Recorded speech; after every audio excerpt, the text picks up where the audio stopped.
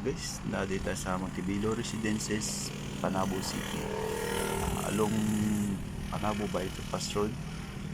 Ano ang GP Laurel Avenue going to Davao City, tapos ang Pikas going to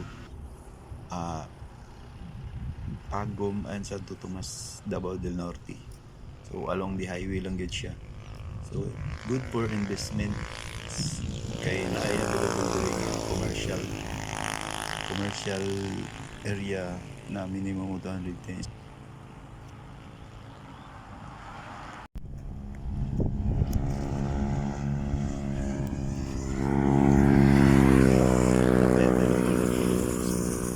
Pwede mo guys para makakuha mong slots kay next month price increase na ni.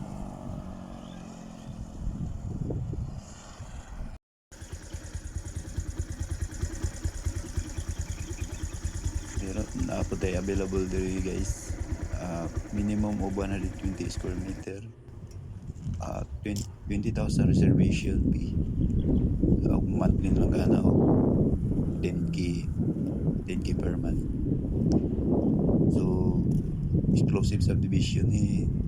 So secured gyud imong family diri guys.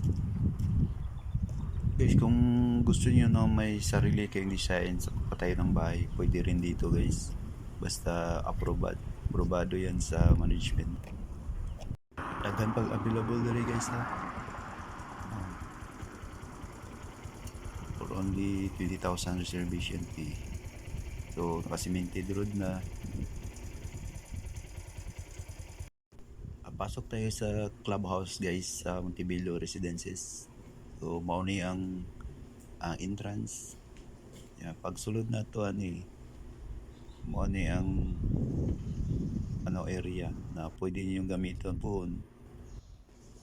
Malinis, maliwalas at maganda kung gamitan ninyo to in the future guys. So nahanap po siya swimming pool for adults and para sa mga bata. Kaya kung nagbabalak kang magtatayo ng sarili mong bahay dito sa Montebello Residences, magpa-reserve ka na guys. Napakaganda ang lugar na to. Maliwalas at hindi maingay. So meron din itong basketball court, playground ng mga bata.